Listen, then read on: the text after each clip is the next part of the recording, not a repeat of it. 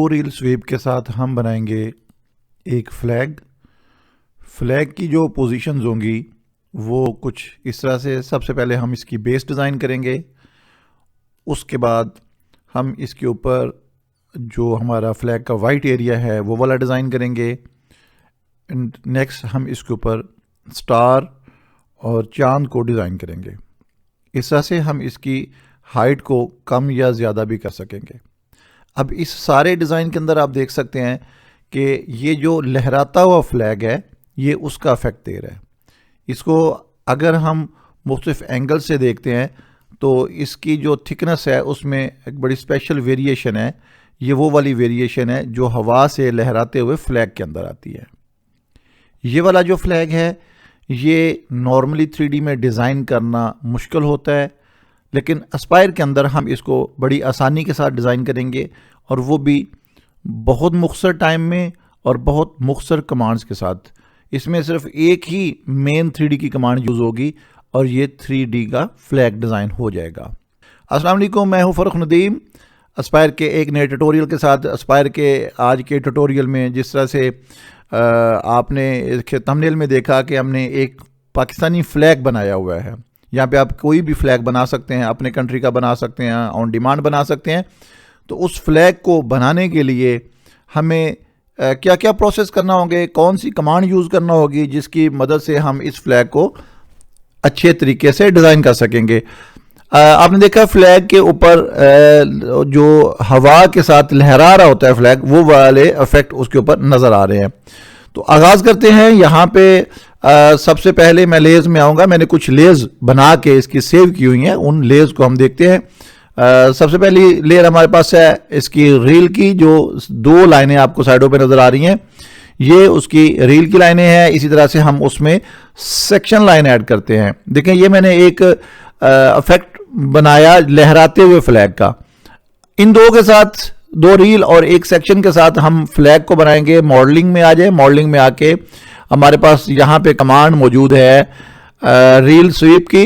उससे पहले यहाँ पे हम एक नया लेवल क्रिएट करें। ऑलरेडी इस लेवल के अंदर कुछ फीचर्स पड़े हुए हैं जो मैंने अभी हाइड किए हुए हैं। मैं इंसर्ट न्यू लेवल करता हूँ और ये जो न्यू लेवल है इसको आप रीनेम कर सकते हैं। रीनेम आपने जो भी इसका नाम रखना है आप वो नाम रखें। यहाँ पे मैं उसे कह रहा हूँ फ्लैग।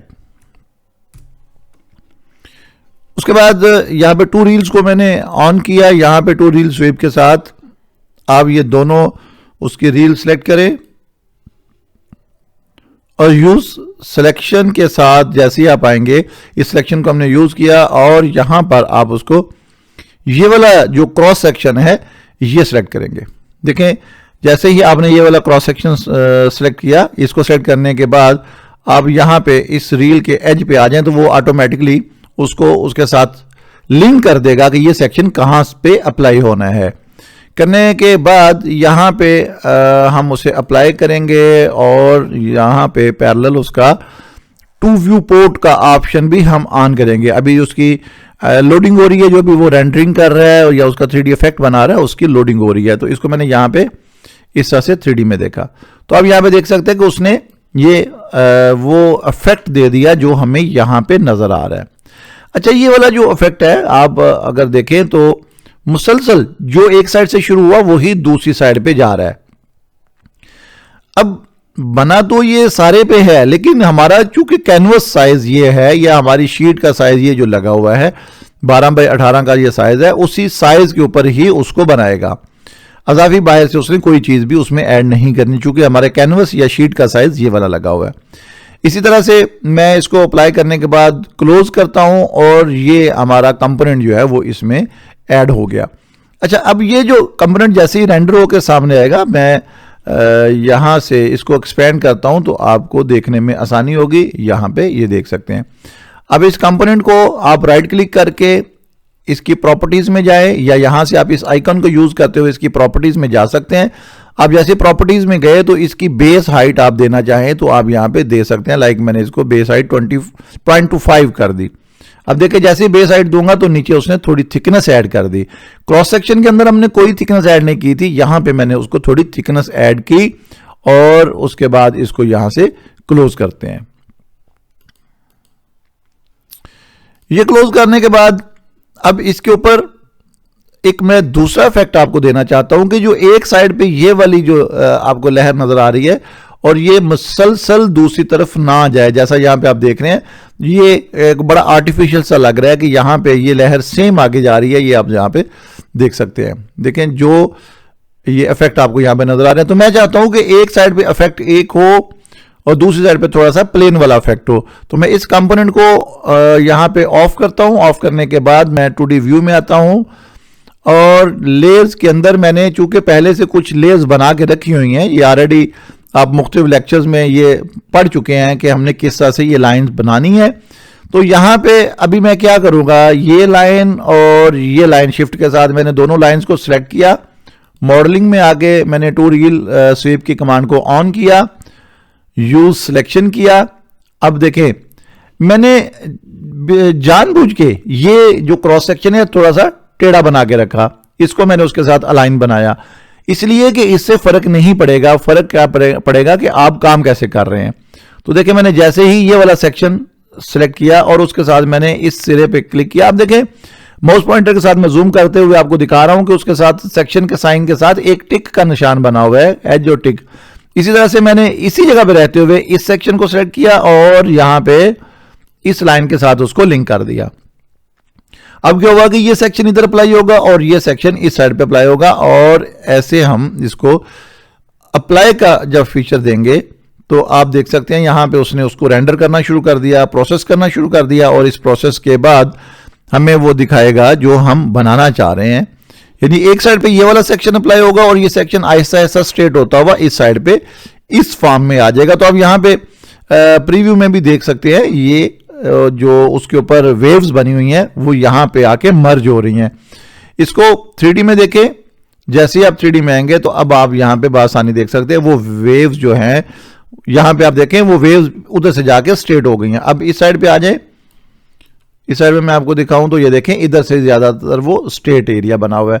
तो इस तरह से हमने दो तरह के क्रॉस सेक्शन इस पे अप्लाई किए और फ्लैग के ऊपर वेव्स का इफेक्ट जो है वो बन गया। इसको किसी एक जगह पे हम रोकेंगे तो ये इसको स्मूथ करेगा। ये देखिए सारी सरफेस उसकी स्मूथ हो गई।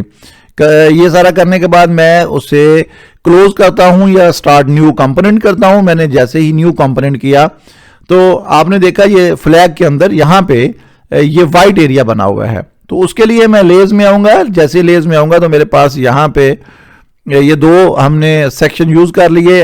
अब इसकी मैंने बाउंड्री लॉक करनी है। ये देखिए मैं बाउंड्री के लिए 2D में आता हूं और यहां पे ये देखिए ये वाला पहले तो उसने पूरी शीट को यूज किया हुआ है, लेकिन मैं शीट के अंदर एक बाउंड्री के साथ आता हूं।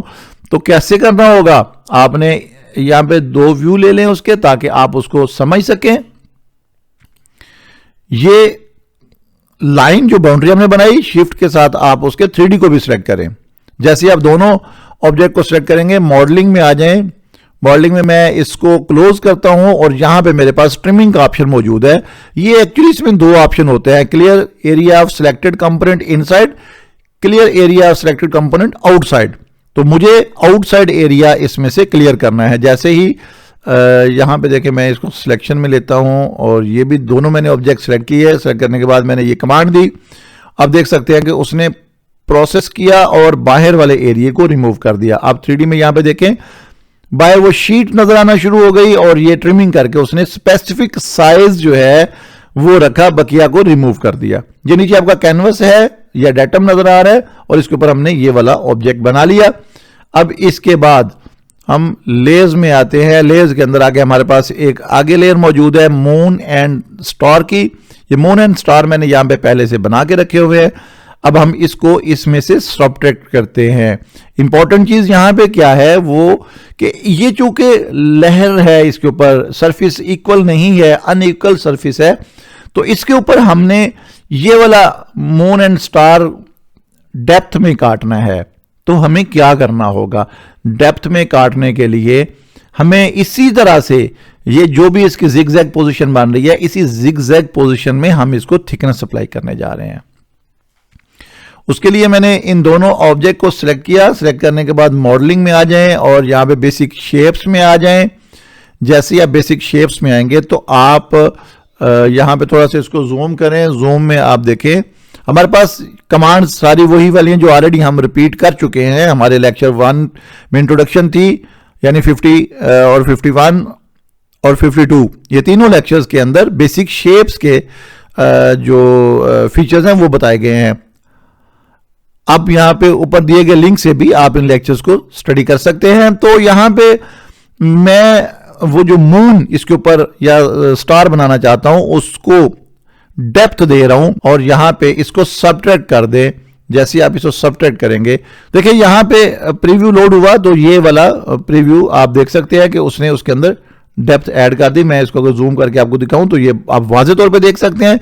और अगर आप इसको किसी इस अंदाज में देखना चाहते हैं तो भी, यानी इसमें शार्प एजेस आपको नहीं चाहिए, तो आप इसको इस तरह से भी देख सकते हैं।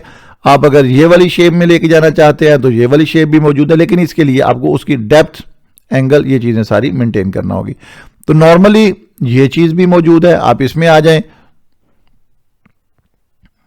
ये देखें। और अगर आप इसको लिमिट के बजाय स्केल टू एग्जैक्ट हाइट करें तो वो सिचुएशन हो रहा है। ये देखिए वो जो हमने पहले दिन किया था कि अब नीचे वो कुछ एरिया फ्लैट है, मैं इसको एंगल मैक्सिमम करूंगा तो यहां पे साइडों पे उसको गुलाई मिलेगी। अब ये इसमें क्या हुआ कि बेस हाइट जो अगर मैं 0 करूंगा तो बेस हाइट उसकी खत्म हो जाएगी और डायरेक्ट उसमें वो हाइट लेगा जो यहां पे हमें नजर आ रही है। देखिए बेस हाइट मैंने 0 की, अप्लाई किया, तो अब आप देख सकते हैं कि राउंड यहां पे उसके राउंड आ जाएगा। ठीक है, ये अब आपको वाज़ेह नजर आ रहा है कि यहां पे उसके राउंड आ गया हुआ है। तो ये तरीकाकार है, आप इसकी जगह पे कोई भी कमांड आप लगा सकते हैं। जैसे ये बाहर से भी उसको राउंड कर देगा, यानी ये जो बाहर वाले एजेस है वो भी उसके राउंड करेगा। चूंकि हमने इसको थिकनेस नहीं दी, अब यहां पे भी राउंड है और यहां पे भी राउंड है, ये दोनों जगह पे उसने राउंड दे दिया। अगर आप सिर्फ बाहर राउंड करना चाहते हैं तो फिर ये वाली कमांड यूज करें। अब देखिए उसके बाहर वाले सिरे पे सिर्फ राउंड आ जाएगा, अंदर से शार्प आ गया। तो ये स्टार आपको ज्यादा वाज़ेह दे सकता है क्योंकि इसमें मुख्तलिफ एंगल्स यहां पे आपको नजर आ रहे हैं। तो ये बेसिकली हमारे पास फीचर था। इसके मुख्तलिफ प्रोफाइल्स को यूज करते हुए हम इसमें से क्या लेना चाह रहे हैं। अभी देखिए ये मैंने दिया, इसकी चूंकि कोई थिकनेस नहीं हमने दी और ये नजर नहीं आएगा। मैं यहां पे इसको थिकनेस 1 करूंगा, जैसे थिकनेस 1 करूंगा तो फिर उसकी डेप्थ नजर आएगी। ये हर कमांड, हर प्रोफाइल की अपनी स्पेसिफिकेशंस हैं। तो इतना करने के बाद यहां पे आपने देखा कि मून एंड स्टार जो है वो बन गया।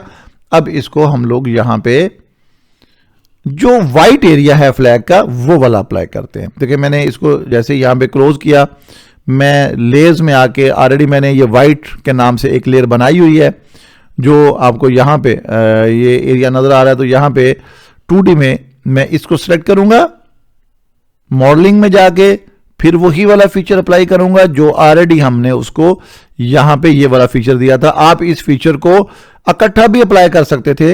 ये वाइट एरिया, चूंकि इनकी डेप्थ सेम है दोनों की, तो ये फीचर और इसको ये देखिए इस वक्त ये उभरा हुआ है ना, तो हमने इसको उभारना नहीं है बल्कि इसको सबट्रैक्ट करवाना है इन साइड पे।